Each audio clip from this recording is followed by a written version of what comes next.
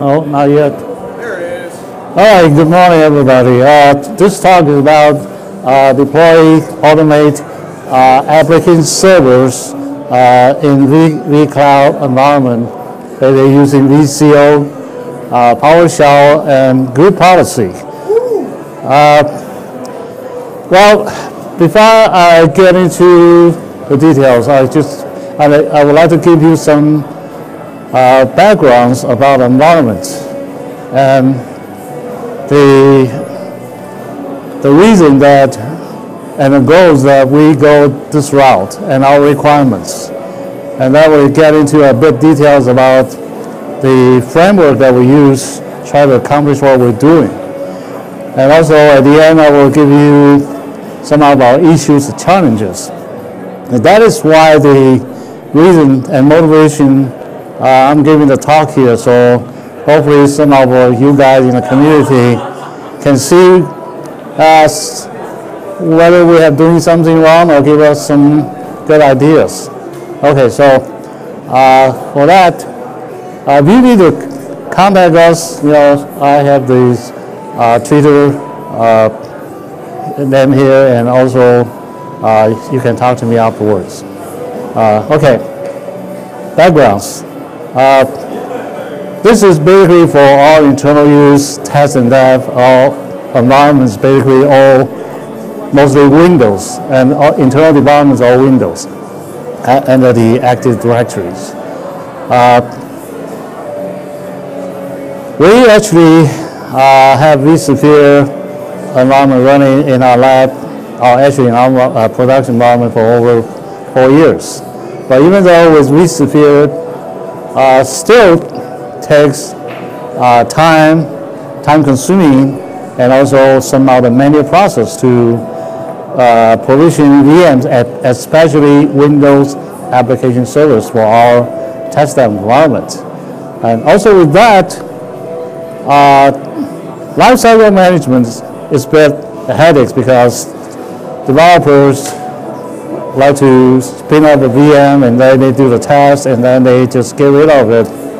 So it's a bit a security issues and resource issues for our environment. And so of course they are wasted resources because there may be some sort of often VMs out there that is waiting resources. So what we're trying to do, first step is provide a vCloud environment that provides on-demand, self-service that test staff environment can actually deploy VMs much faster. And also we provide lifecycle management using orchestrators.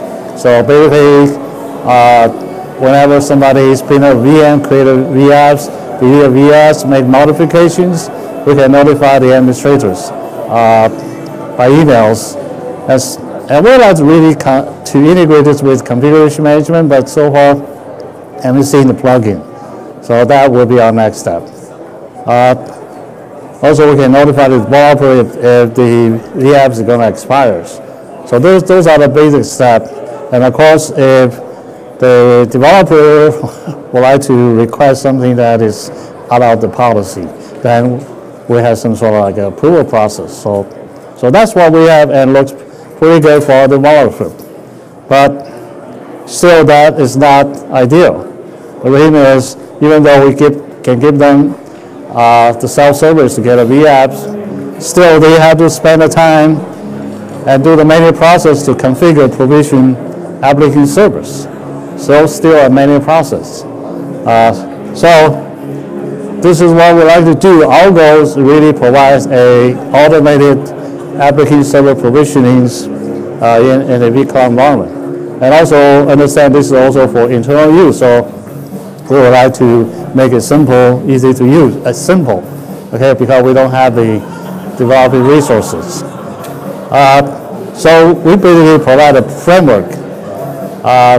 We're using orchestrator to do the deployment process, and we use PowerShell to basically do all the configuration and installation. And group policy, because all the Windows application servers are in the Active Directory environment, so we have to use the group policy to facilitate some of the security issues. So we will get to that. Well, of course, some of you will say, yeah, there are many products and tools out there. Why don't we use it? Of course, number one is we already have vCloud, installed and configured, and we are deep into the orchestrator deployment. So basically, everything is all based on orchestrator. And we started about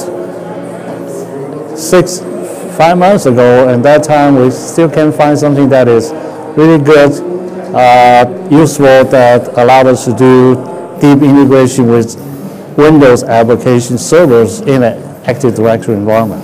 Of course, today's things may change. Yeah.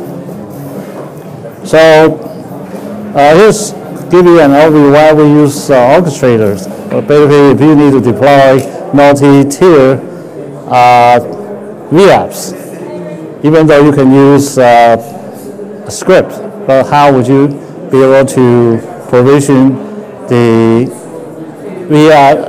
multiple servers in a step that makes sense? For instance, if you have SharePoint Farm, you need to deploy SQL servers, then the web server, then the application server, then they'll combine them all together. So Orchestrator allowed us to basically do that very easily. Another thing that we find out, we can actually inject the files and also the scripts into the VMs. That way we can simplify the template creation. Just imagine that if we will put all the scripts on the template, and what if you change the script? How would you do that? You have to go back and change the template. With this, we can actually put the scripts somewhere else, and you need to change the script. You can easily deploy them, and you have a new installation configuration for all your application servers. Also, since everything is all based on Orchestrator, so we can use Orchestrator to centrally manage all the deployment, even though we don't have the network connectivity to that vApps. So maybe the vApps in an isolated environment. So we can do that through basically VMworld tools. All right. PowerShell. Okay. You look at a lot of the application services that PowerShell can actually manage. So that's the reason that we use that. Another reason is there's a lot of existing PowerShell script out there that we can actually just copy and modify, so we don't have to create everything from scratch. Okay. Group policy. When you deploy multi-tier, I'll just give you an example, SharePoint. You have to, that you have to actually create a lot of the application account. Okay.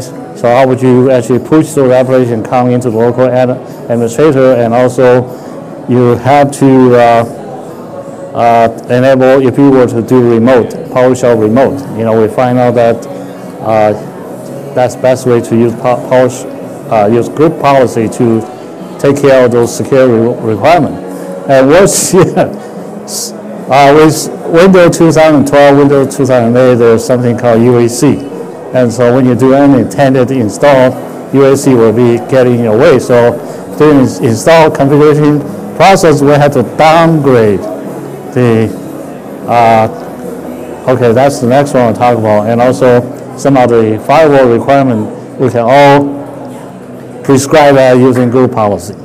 All right, so what are the issues and challenges? Of course, this is still a framework, still work in process. We have still a lot of challenges. One of them is how do we configure, how do we package all those things?